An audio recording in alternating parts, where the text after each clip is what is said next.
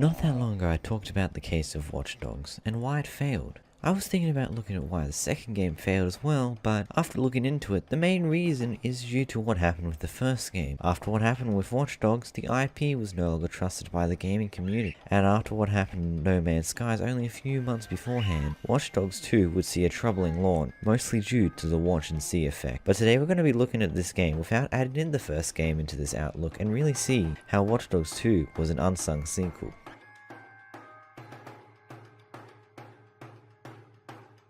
One of the things that annoyed me the most when playing the game was how it felt like a dumbed down story from the first game, and when one of the main characters would die, it really did put the nail in the coffin for me. But now, looking back at this game without what I know from the first game, it really does hold up as a story on its own. Whilst it uses some characters from the first game, you don't need to play the first game to understand the main story. The story really shines at points showing us how good these games can be, but sometimes it just feels bad. Not funny bad, just bad. Some choices in the story feels like it's just there to add more playtime, or sometimes just there for the sake of being there. But as a whole, the story is actually okay.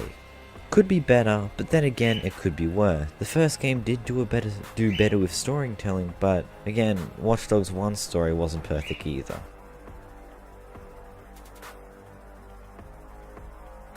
Watch Dogs 2 really improved on the gameplay of the first, with so many more ways to hack, more ways to take down enemies, and so much more. Most of this was dismissed by most people, as the first game really did let us all down with how it was. The mechanics of the hacking wasn't exactly the greatest, but in a way this did leave for a lot of improvement in this game. Along with the hacking, the puzzle tree was also made a lot better.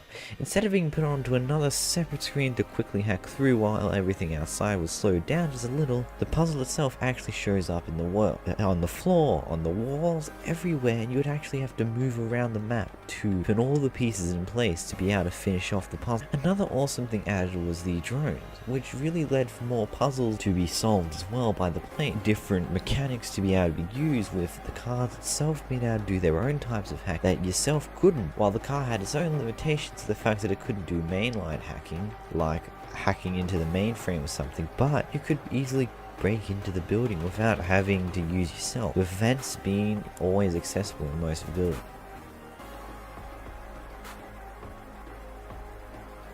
I want to make this clear.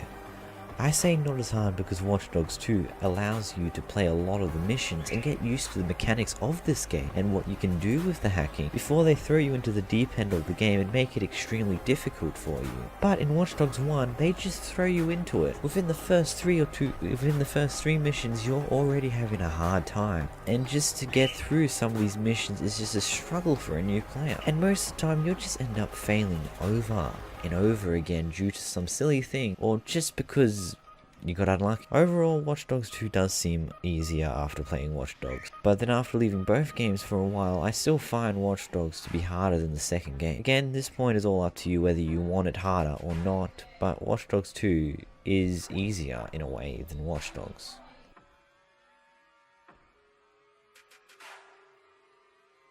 Earlier I talked about the new ideas for the gameplay of hacking, but that also came with a lot more improvements to the core gameplay of the game itself. A good example of this is the parkour in Watch Dogs 2. In Watch Dogs 2, it's just so much better to run and jump throughout the city than it was in the first game, with so many different, better mechanics. The jumping was overall improved, the climbing, the whole lock-on jumping and climbing type of mechanic was overall improved, making it easy to actually climb up buildings instead of having to walk around the same wall to try and climb it even though you could, which really did give for a much better experience overall. This world in Watch Dogs 2 also felt a lot more lived in than the first one. This world also felt a lot more alive in a way, as well as there wasn't as much as a dark tone to the second game. Again, this is up to your opinion. Some people preferred the dark tone and some people didn't. Watch Dogs 2 was overall just a much lighter game.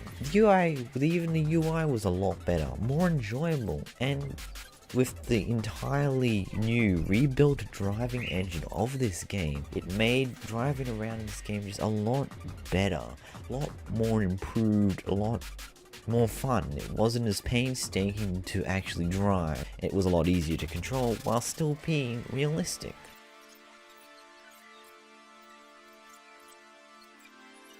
Overall, Watch Dogs 2 is a better, more enjoyable time than the first game, but with every game, it isn't perfect, and like with many series, it does miss out some of the better things that the first game put to the table. But overall, it is an improvement, and in my opinion, worth playing if you have the time. Anyway, I did hope you enjoyed this video essay, and I'm actually glad to say that I'm finally back into making these again. And next week's one, if I do get it out on time, will be one not to miss. But anyway, till next time guys, Crazy Bear, out.